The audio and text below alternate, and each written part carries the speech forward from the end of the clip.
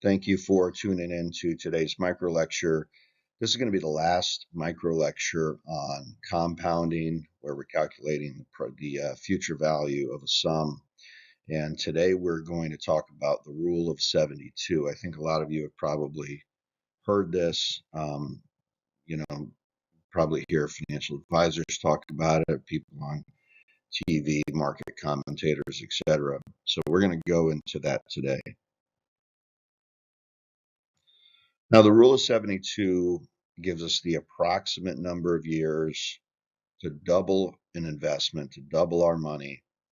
And all we're going to do is we're going to divide the percentage return into 72. We got to keep in mind this is an imprecise rule of thumb. If we want an exact calculation, we really have to use Excel or use a financial calculator. But this gives us an imprecise number, but it's usually a decent approximation. It does work better for some rates than others, and we'll see that in a later slide. And we will also show you how to adjust the rule of 72 to become more precise. And we got to keep in mind that this is applied to annual rate of return. Annual rates of return, it does not really apply, although it can be approximate for multiple compounding periods. But this is for annual rates of return. Now let's go through some of the math here. Remember, our future value calculation just equals the present value of whatever sum we're using times 1 plus the interest rate to the nth power. N is the number of years. Now, if we want to know, or if we want our future value to be double the present value, we just put 2 times PV in for the future value. So we can adjust this. We can play with this equation a little bit. And we just write it as 2PV equals PV times 1 plus R to the nth power. And then we can cancel out these present value terms because they occur on both sides. So we just divide both sides by PV. And then we are left with 2 times 1 plus R to the n. So that's really kind of the bare equation. And then we're going to solve for n. Now, to do that, we have to use logarithms. I'm not going to go into that detail now because that's really more advanced than what we want to address here. But logarithms allow us to find an unknown exponent.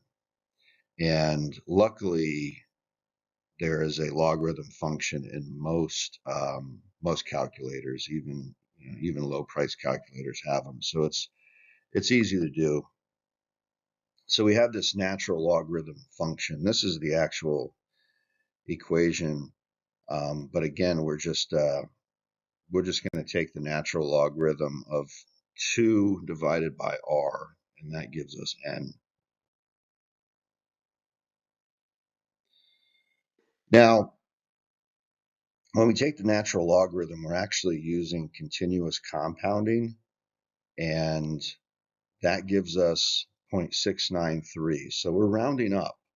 And the reason we use 72 is it's divisible by a lot of different numbers. So it's just easier to work with rather than rounding up to 70, let's say. So 72 is just an easier number to work with. So of course, we have 0.72 when we want it to be 72. We're just going to multiply both the numerator and denominator by 100, and that gives us the 72 times R as a percentage. So let's go through an example. We're going to see how many years to double an investment at 5% interest. 72 divided by 5 is roughly 14.4 years. So if we invested at 5% per year compounding, it would take us about 14 and a half years to double our money. Now this chart is very telling because what we can see is the amount of time to double our money at different interest rates, ranging from 1% to 15%. And in one column, we show what the approximation on the rule of 72 is. And then on the next column, we're showing the actual number of years when we calculate that, either using Excel or a financial calculator. And then we're showing the variance. Now, you can see that we have highlighted here different rates where the variance is the lowest is at 8%, right? So there's almost no variance there, and that's where it's strongest. And then the more that we deviate from 8%, the more that variance goes up. So we're going to show you how to adjust this a little bit to actually make it more accurate when those rates vary from 8%. So again, this is based on annual compounding. That's something that we have to keep in mind. There are different rules and we have different compounding periods, but for now we're looking at annual. And then as we showed from the last slide, it's most accurate at an 8% interest rate. So this is how we would adjust the rule of 72 when we vary from that 8% rate.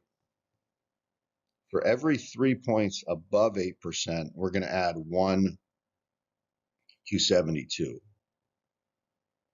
For every 3 points below 8%, we're going to subtract 1 from 72.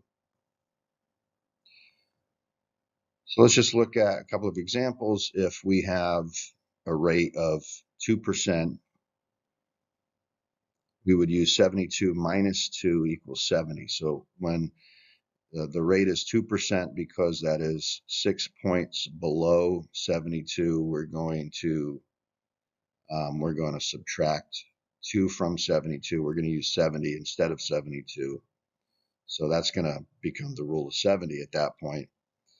And then if the rate is 11%, for example, that's going to be, 3% above 8%, right? So we're going to adjust, we're going to add 1 to 72. So we're going to use 73.